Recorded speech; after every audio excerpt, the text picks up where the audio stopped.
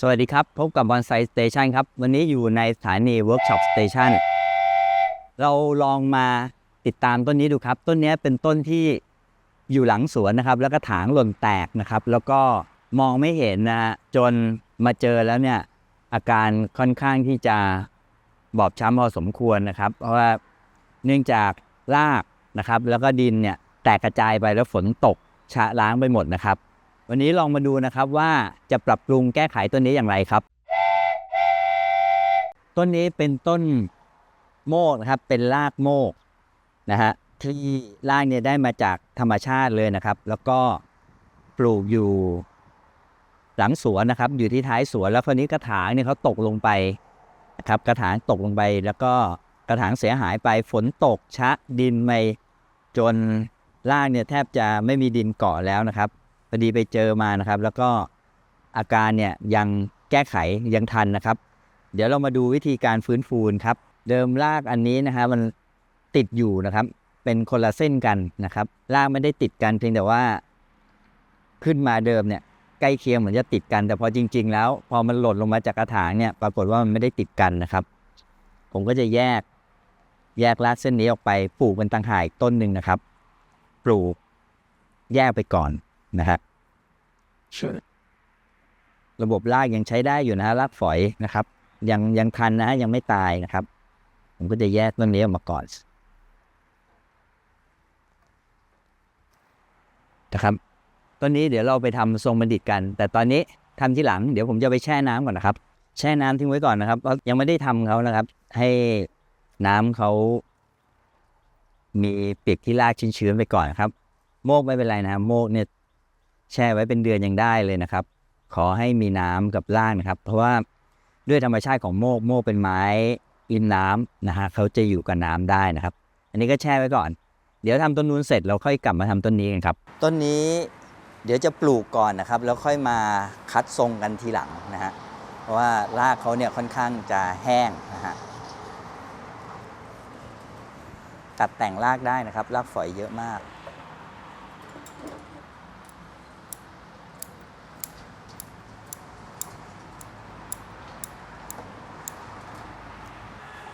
รูปทรงพอมีนะฮะพอทำเป็นรากหย่งได้นะครับ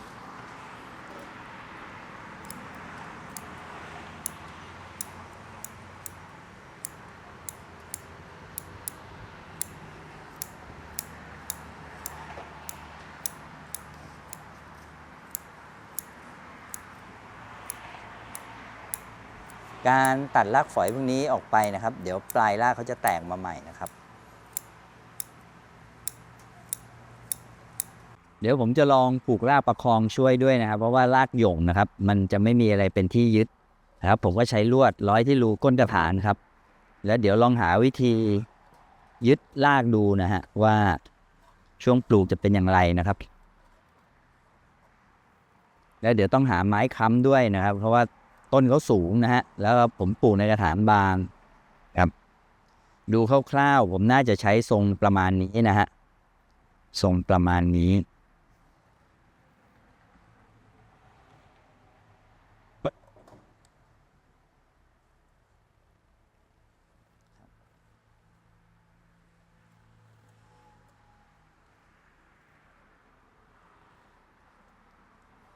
ยึดดูก่อนนะครับว่าจะเป็นอย่างไรบ้างนะครับเดี๋ยวต้องใช้ไม้ค้ำช่วยด้วยนะฮะนี้ที่ผูกไว้เขาจะได้ไม่หลุดออกมานอกกระถางด้วยนะครับผมขอผูกไว้ชั่วคราวก่อนนะฮะเดี๋ยวค่อยมาปรับแต่งอีกทีหนึ่งเดี๋ยวผมจะใช้ไม้มาผูกค้ำไว้แต่ละจุดนะครับเพื่อประคองต้นไม้ให้อยู่ทรงอย่างที่เราต้องการก่อนนะครับผมใช้ไม้ค้ำนะครับแล้วก็เอาลวดผูกไว้นะฮะเพื่อให้ต้นเนี่ยอยู่ตัวก่อนนะครับในระดับหนึ่งนะฮะแล้วก็เอาดินลง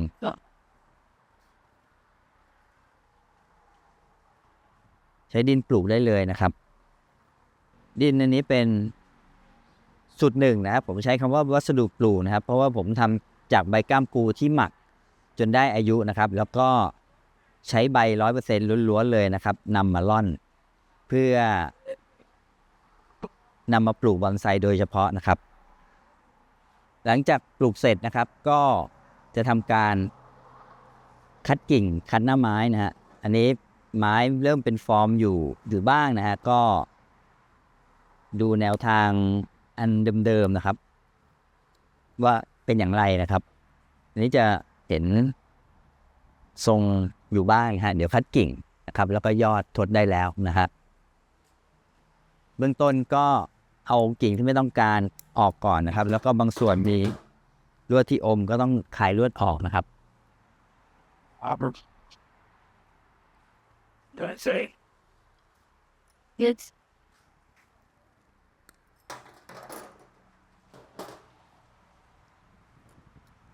ลวด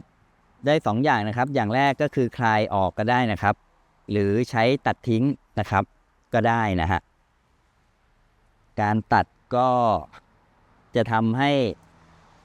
กิ่งเนี่ยไม่ค่อยบอบช้ำนะครับเพราะบางครั้งเนี่ยลวดเขาอมนะฮะอมที่แผลการแกะลวดบางทีอาจจะทำให้กิ่งบอบช้ำได้นะครับก็ใช้การตัดเอานะครับกิ่งมีเยอะนะครับคัดเดี๋ยวจะมาคัดกันทีหลังนะครับขอเอาลวดออกก่อนนะครับช่วงนี้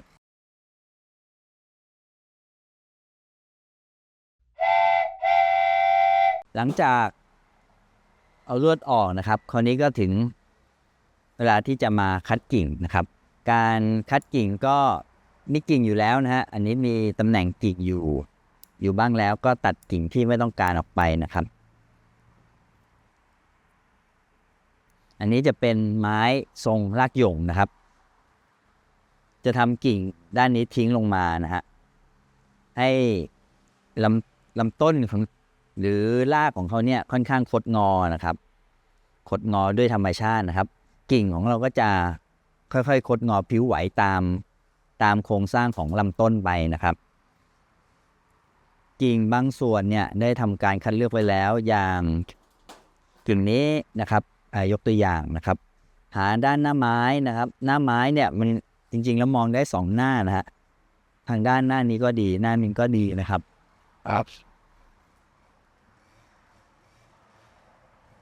กิ่งนี้บวมนะครับนี้เกินแก้ไขแล้วนะครับแล้วก็ไม่จำเป็นต้องมีก็ได้นะครับนี้ผมจะเอาออกมีลวดคาอยู่นะครับใช้ครีมตัดไม่ได้ลวดออกแล้วแบบใช้ครีมตัดนะครับถ้าใหญ่เกินกำลังของครีมนะครับควรใช้เลื่อยนะครับหรือเราแบ่งเป็น2 ครั้งนะครับอันนี้ผมตัดไปครึ่งต้นนะครับแล้วก็ค่อยๆตัดทีนึงนะครับเราจะไม่ตัดทีเดียวครับถ้าเราตัดทีเดียวแบบนี้นะครับบางครั้งครีมจะเกินกำลังนะครับแล้วก็จะทำให้หมุดเนี่ยครีมหลวมได้แล้วก็แบ่งครึ่งนะครับตัดทีละครึ่งตัดทีละครึ่งต้นนะครับหมายถึงว่าตัดทีละครึ่งต้นครับแล้วก็ไล่ตัดอีกทีหนึ่งครับก็จะทำให้ครีมของเราเนี่ยไม่เกินกำลังนะครับแล้วก็ไม่เสียหายด้วยนะครับอันนี้เป็นเทคนิคเล็กๆน้อยๆที่ผมใช้อยู่นะครับแต่ในกรณีแบบนี้เราอาจจะใช้เลื่อยหางหนูเลื่อยทีเดียวเลยก็ได้นะครับเพราะว่ากิ่งค่อนข้างใหญ่ทีเดียวนะครับนี้ตัดออกไปแล้วเก็บแผล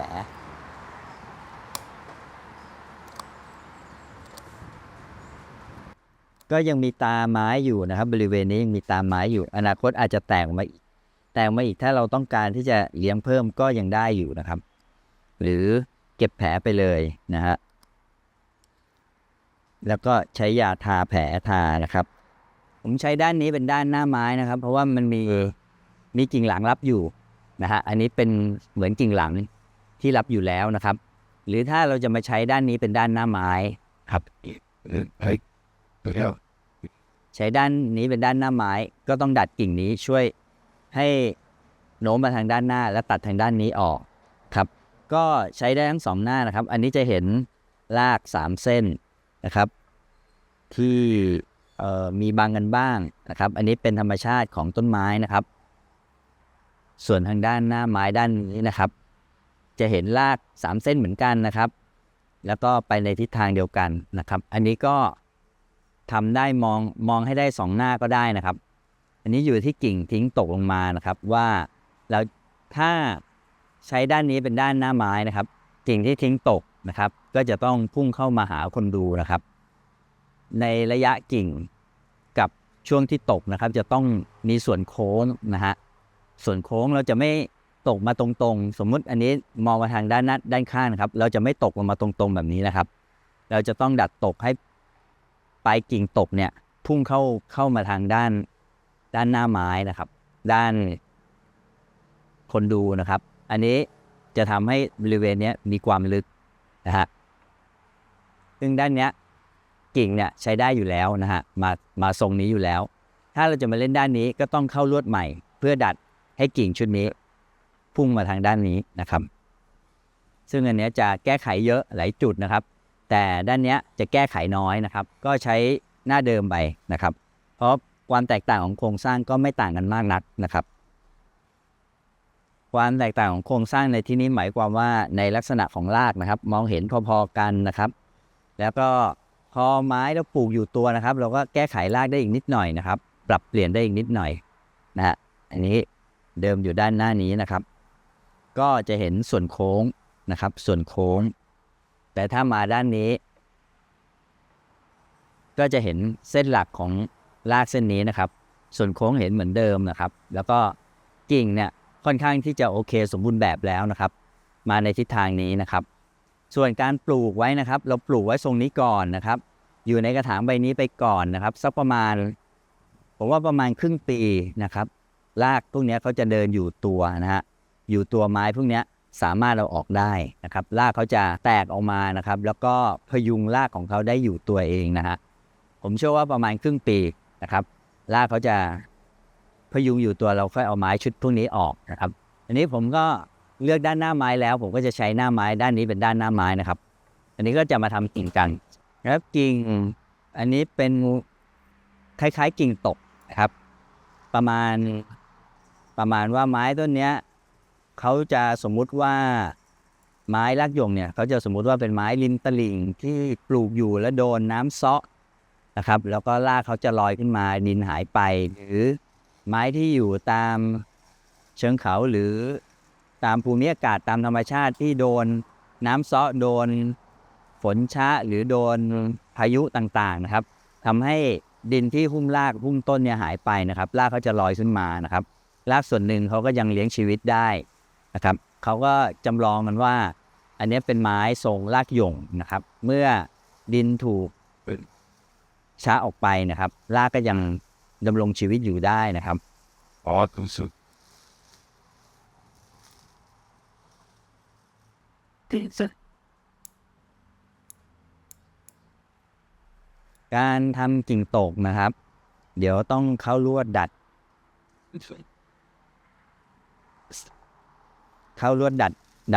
กิ่งนะครับให้กิ่งเนี่ย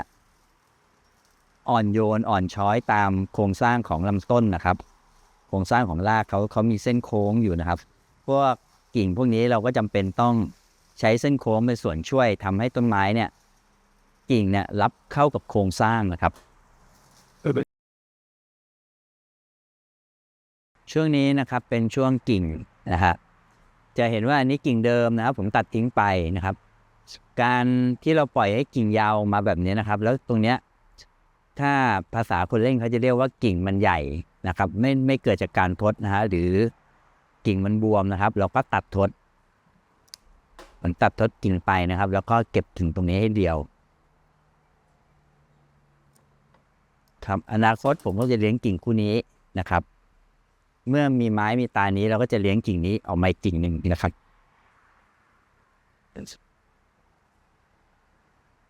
แล้วเราสามารถเก็บกิ่งนี้ให้เรียวได้เลยนะฮะพอกิ่งเรียวเนี่ยเขาจะดูกิ่งเรียวขึ้นเลยนะครับแล้วก็กิ่งดูไม่บวมนะครับ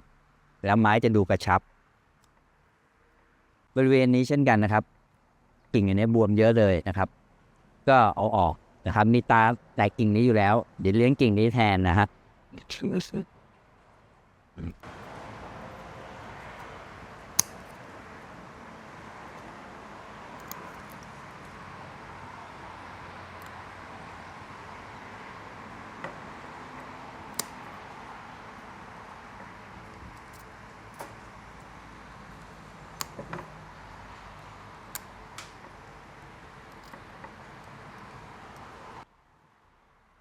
ก็บบริเวณนี้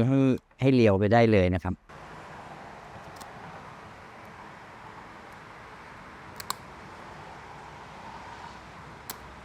ในอนาคตอีกเช่นกันนะครับถ้ามีแตกตากิ่งมาใหม่แล้วอาจตัดทิ้งไปเลยนะครับแล้วก็เลี้ยงกิ่งใหม่นะครับส่วนบริเวณยอดนะครับยอดอันเนี้ยมันยาวเกินไปแล้วยืดเกินไปแล้วนะครับช่วงบริเวณนี้นะครับเอาแค่ชุดนี้พอนะครับมีตาไม้อยู่นะครับอย่างมีตาไม้ด้านหลังครับ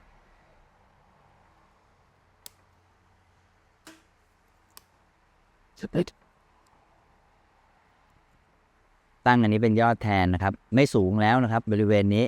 ยอดก็จะอยู่ประมาณแค่นี้นะครับไม่สูงมากนะครับไม้ก็จะดูกระชับขึ้นนะครับแล้วก็เป็นรูปเป็นฟอร์มแล้วนะฮะมีกิ่งนี้นะครับอนาคตก็เลี้ยงกิ่งนี้ไปครับ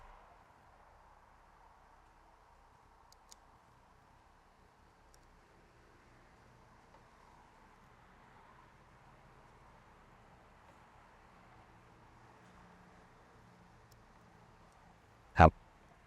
นี้ก็เหลือขั้นตอนการเข้าลวดกิ่งมาหมดแล้วนะฮะกิ่งพวกนี้มาหมดแล้วครับก็ความยาวของกิ่งเนี่ยผมจะยังไม่ตัดนะครับเราจะลองเข้าลวดแล้วดูฟอร์มไม้ก่อนนะครับว่าเราจะเอาความยาวแค่ไหนนะครับก็ผมจะทำกิ่งตกก่อนนะฮะกิ่งตกตำแหน่งเนี่ยมาครบให้เราครบหมดแล้วนะครับชุดพวกนี้นะฮะอันนี้ผมจะเก็บไว้ยาวก่อนนะครับเดี๋ยวเราเข้าลวดแล้วเราค่อยตัดนะครับถ้าเราตัดตามที่เราต้องการหรือขนาดเท่าที่เราต้องการเลยนะครับแล้วค่อยมาเข้าลวดเนี่ยบางครั้งการเข้าลวดเนี่ยจะยากนะครับแต่ถ้าเรายังไม่ตัดเราปล่อยให้เขายาวๆก่อนมันจะเข้าลวดง่ายขึ้นแล้วค่อยตัดย้อนเข้ามาทีหลังนะครับการเข้าลวดนะครับเดิม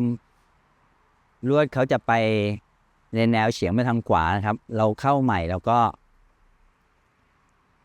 เฉียงมาทางซ้ายนะฮะไม่ให้เป็นแนวลวดที่มันอมอันเดิมนะครับอันนี้ก็จะเป็นแนวลวดใหม่นะครับลวดเดิมจะอยู่เส้นทางด้านนี้นะครับลวดใหม่เข้ามาขวางทางด้านนี้ครับผมจะทำพุ่มอันนี้ค่อนข้างใหญ่นิดนึงจะทำกิ่งให้ตกล้อลงมากับกิ่งที่ตกนะครับทำพุ่ม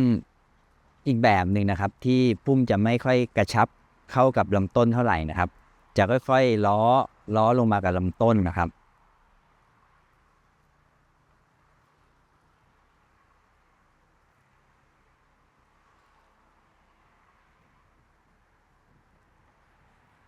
ผมจะเข้ายาวไว้ก่อนครับปกติถ้าเราทำพุ่มนี้พุ่มก็จะประมาณแค่นี้นะครับไม่ใหญ่มากครับแต่เดี๋ยวผมจะให้พุ่มล้อลงมากับลำต้นดูนะครับว่าจะเป็นอย่างไรนะครับ What is that?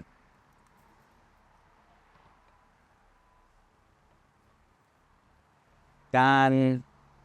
ปลูกใหม่นะครับไม้ปลูกใหม่แล้วก็เข้าลวดได้เลยเนี่ยจะทำได้กับโมกนะครับโมกโพไซไกลพวกนี้ทำได้เพมหน้านี่ทำได้นะครับแต่กับพวกไม้ปลูกใหม่บางชนิดอย่างเช่นพวกตะโกมะสังอะไรหรือไม้ตระกูลสนอะไรพวกนี้นะครับถ้าเราปลูกใหม่นะครับปลูกใหม่แบบต้นเนี้ยยังไม่ควรทำอะไรเลยนะครับต้องรอให้ไม้ฟื้นตัวก่อนนะครับแต่ว่าถ้าเป็นไม้ประเภทดังกล่าวที่ผมกล่าวไปเมื่อสักครู่เนี้ยพวกนี้สามารถทำได้เลยนะครับแต่ถ้าเป็นโดยเฉพาะยิ่งตระกูลสนนะครับถ้าปลูกใหม่ๆเนี่ยยังไม่ควรมาเข้าลวดหรือทำอะไรนะฮะต้องปลูกให้เขาฟื้นตัวก่อนนะครับแล้วค่อยมาลงมือทำนะครับตะโกมะสังพวกนี้มะขามนะฮะอันนี้มันอยู่ที่ชนิดของต้นไม้นะครับไม่ใช่ว่าปลูกใหม่แล้วทำได้ทุกชนิดไม่ใช่นะครับผมเข้าลวดทำรายละเอียดกิ่งไว้ได้เลยนะครับเพราะมีกิ่งให้พอสมควรนะครับต้นนี้แล้วเดี๋ยวจะตั้งยอดนะครับเดี๋ยวเรามาดูกันว่าเราจะตั้งยอดอย่างไรนะครับผมเข้าลวดกิ่งต่างๆทิ้งเอาไว้หมดแล้วนะครับจากเดิมที่รกๆนะครับก็คัดกิ่งไปนะครับคราวนี้ก็จะมาถึงการตั้งยอดแล้วนะฮะอย่างที่บอกไปครั้งแรกนะครับอันเนี้ยมันค่อนข้างบวมนะอนาคตผมอาจจะไม่ใช้นะครับถ้ามีตาแตกมาใหม่ นะครับตาบริเวณนี้น่าจะมีตานะครับมีตาอยู่ครับก็ถ้าแต่งใหม่ผมก็จะมาใช้นะครับ Awesome. อันนี้เข้าลวดเพื่อให้มันดูเต็มๆไว้ก่อนนะครับดูรูปทรงครับการตั้งยอดของต้นไม้นะครับกิ่งที่เราอ่อนๆอย่างเงี้ยนะครับถ้าเราไม่เข้าลวดประคองไว้ถ้าสังเกตกิ่งเขาจะเอียงเยอะเกินไปนะครับซึ่งลำต้นเนี่ยเขาขึ้นมาค่อนข้างตรงนะครับมีโคนเล็กน้อยเราก็ตั้งยอดให้มันโคนเล็กน้อยตามโครงสร้างของเขานะครับแล้วก็เขาจะมีตาอยู่นะครับอันเนี้ยเอามือรูปเนี่ยจะมีตาอยู่นะครับยอดที่เราเข้าเราจะไม่ทับตาไม้นะครับเพราะว่าตาพวกเนี้ยเราจะเริ่มใช้ตาบางส่วนเป็นตาสำคัญในอนาคตต่อไปแล้วนะครับ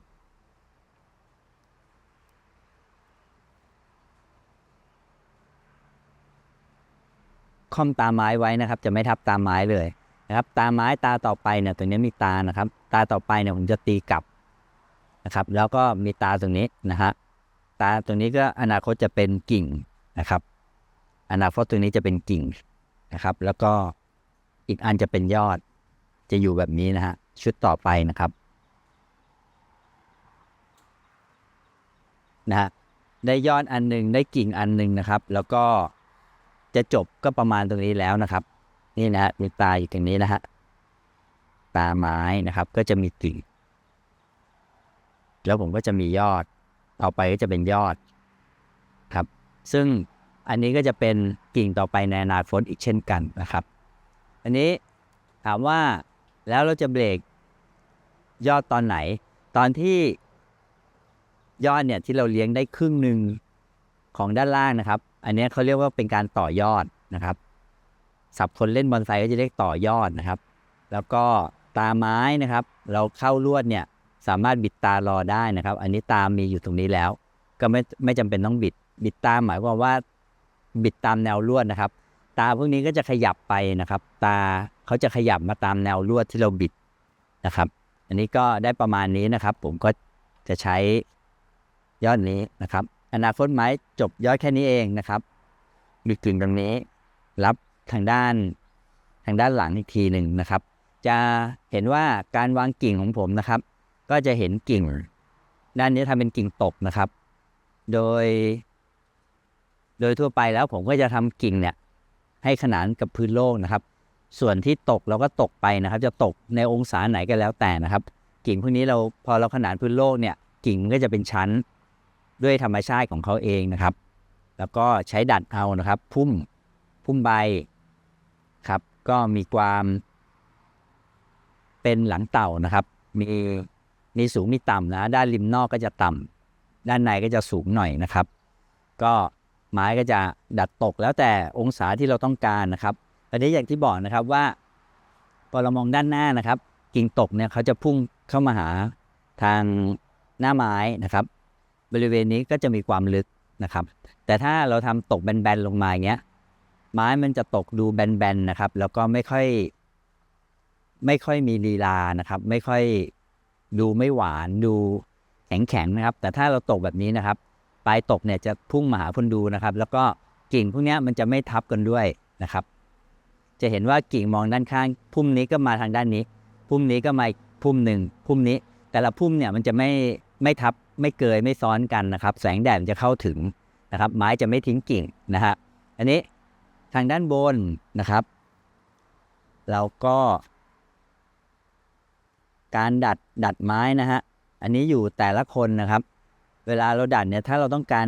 ให้ไม้มันต่ำนะครับเราไม่จำเป็นต้องมาทิ้งแต่แรกก็ได้นะครับเรายกท้องกิ่งขึ้นมานิดนึงนะครับแล้วค่อยมาดัดลงครับไม้ก็จะดูมีลีลามากขึ้นนะครับดูพลิ้วไหวมากขึ้นนะครับแล้วก็เห็นชั้นที่ชัดเจนขึ้นนะฮะส่วนพุ่มไม้พุ่มนี้ก็จะประมาณยอดอนาคตจบประมาณตรงนี้นะครับประมาณตรงนี้ก็เขาก็จะสไลด์ลงมานะครับถ้ามองแนวเส้นเนี่ยมันก็จะมาในเส้นเดียวกันถ้าลากเส้นมายอดนะครับตรงไหนเป็นส่วนเกินเราก็เอาออกไปไม้ก็จะอยู่ในทิศทางเดียวกันนะครับทางนี้ก็เช่นกันนะครับยอดก็จะทิ้งลงมานะฮะ ไม้ก็จะกิ่งก็จะไล่ลงมานะครับ จะเห็นว่าพอกิ่งมันไล่ลงมานะครับ มันจะได้พุ่มด้วยของเขาเองด้วยธรรมชาตินะครับ แล้วก็กิ่งแต่ละกิ่งเนี่ยจะอยู่เป็นคนละระดับกันนะครับ ส่วนการสลับตรงนี้ก็จะสลับซ้ายขวาเหมือนเราทำกิ่งปกติ แล้วก็อาจจะมีตรงกลางช่วยได้บ้างนะครับ ซึ่งไม้ตกไม่จำเป็นต้องซ้ายขวาอย่างเดียวนะครับ มีกิ่งตรงกลางช่วยเสริมให้มันเต็มก็ได้นะครับ กิ่งพวกนี้เราเลี้ยงไว้ให้เกินไว้ก่อนได้นะครับ เมื่อไม้เขามีกิ่งมีรายละเอียดมากขึ้นเนี่ยเราก็สามารถมาตัดทิ้งได้ในภายหลังนะครับ อันนี้ก็เป็นการฟื้นฟูต้นนี้นะครับ เราก็จะได้ไม้รากหย่งต้นหนึ่งนะฮะซึ่งตรงนี้ยังจะดูขัดตาเล็กน้อยนะฮะอนาคตตัดทิ้งแน่นะฮะเพราะมันดูบวมนะครับนี้ก็ทำให้ดูให้มีกิ่งมีทิศทางกิ่งให้ดูไว้ก่อนนะครับ ว่าอนาคตเราจะทำอย่างไรนะครับ ส่วนบริเวณนี้อนาคตรากเขาจะเดินประมาณครึ่งปีนะครับผมว่าประมาณ6 เดือนรากก็จะเต็มกระถางแล้วต้นไม้เนี่ยจะเริ่มอยู่ตัวของเขาเองนะครับ จะอยู่ตัวด้วยธรรมชาติของเขานะครับ ด้วยน้ำหนักของรากบริเวณนี้นะฮะเขาจะพยุงต้นได้อยู่นะครับ แล้วก็อนาคตอาจจะเปลี่ยนเป็นกระถางกลมนะครับ กระถางกลมอาจจะเหมาะกว่านะครับ กลมประมาณนะครับ ก็จะดูเหมาะกว่านะครับ แล้วก็การปลูกไม้สมมุติว่าอยู่ในกระถางลูกไข่นะครับ ถ้าเราจะใช้กระถางใบนี้ น้ำหนักของรากจะอยู่ประมาณนี้ชิดมาทางด้านขวามือครับ เพราะว่าทางด้านซ้ายก็มีน้ำหนักไปทางนี้ เราจะไม่เอารากเนี่ยมาอยู่ตรงกลางนะครับ น้ำหนักมันจะเทเยอะเกินไปนะฮะอันนี้ก็เป็นวิธีการปลูกต้นทรงรากหย่งนะครับ อนาคตกิ่งพวกนี้ตามรากพวกนี้โดยทั่วไปเนี่ยเราก็ไม่ค่อยได้สร้างกันนะครับ ก็ตัดทิ้งนะฮะแต่ก็ดูความเหมาะสมนะครับ ผมเคยสร้างไม้รากหย่งต้นหนึ่งนะครับที่มีรากล้อมากับตัวรากเองเลยก็ดูสวยดีนะครับ อันนี้ก็แล้วแต่ความเหมาะสมแล้วก็การออกแบบนะฮะซึ่งออกแบบพวกนี้นะครับเป็นจินตนาการนะครับ ที่เราจะบอกว่าไม่มีผิดไม่มีถูกคือตรงนี้นะฮะแต่ว่าทั้งหลายทั้งปวงนะครับก็ยังยึดอยู่ในหลักการของวิธีการทำกิ่งการกระจายกิ่งการทดข้อทดกิ่งนะครับอันนี้ก็เป็นหลักการในการทำบอนไซเบื้องต้นครับมีข่าวประชาสัมพันธ์ครับชมรมสุพรรณบุรีบอนไซคลับเปิดอบรมบอนไซเบื้องต้นในวันที่ 8 มิถุนายน 2568 ที่วังวาลินรีสอร์ทตัวเมืองจังหวัดสุพรรณบุรีนะครับซึ่งการอบรมเป็นคอร์สบอนไซเบื้องต้นเหมาะสำหรับมือใหม่มือสมัครเล่นและผู้สนใจทั่วไปครับเป็นการวางพื้นฐานบอนไซให้กับบุคคลทั่วไปเลยนะครับรายละเอียดและค่าใช้จ่ายต่างๆตามนี้เลยนะครับท้ายคลิปครับคำโบราณกล่าวไว้นานแล้วนะครับท่านสุนทรภู่แต่งไว้นานแล้วนะครับแล้วสอนว่าอย่าไว้ใจมนุษย์มันแสนสุดลึกล้ำเหลือกำหนดถึงเถาวัลย์พันเกี่ยวที่เลี้ยวรถก็ไม่คดเหมือนหนึ่งในน้ำใจคนกล่าวไว้เป็น100 ปีแล้วนะครับแต่คำนี้ก็ยังใช้ได้ตลอดนะครับทุกวันนี้เชื่อใจอะไรใครยากนะครับไม่ว่าจะเป็นยุคไหนสมัยไหนนะครับจิตใจคนยากแท้อย่างถึงครับแม้แต่ใจเราเองบางครั้งเรายังเปลี่ยนแปลโลเลเลยนะครับเพราะฉะนั้นจิตใจคนก็เช่นกันนะครับการที่เราจะเชื่อใจใครสักอย่างหนึ่งเนี่ยต้องใช้หลายๆอย่างประกอบการพิจารณานะครับอย่าเชื่อในครั้งแรกที่ได้ยินหรือได้ฟังนะครับพิจารณาไต่ตรองหาข้อมูลให้ถี่ถ้วนครับ Yes. สวัสดีครับ